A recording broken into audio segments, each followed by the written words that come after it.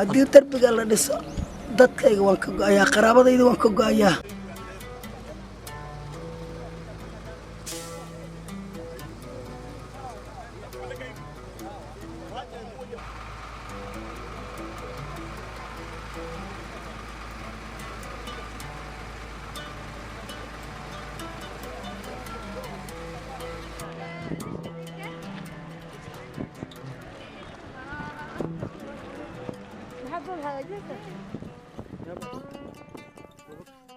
haddii darbiga la dhiso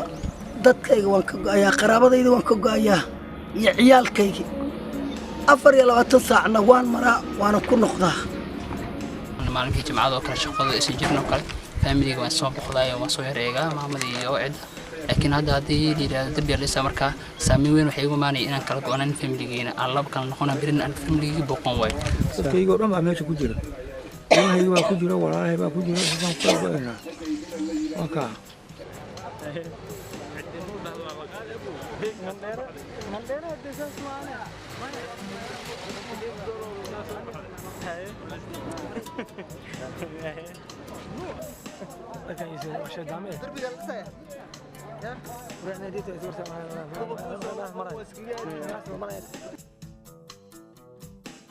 familkay waxay degan yihiin degmada Balad Xaawo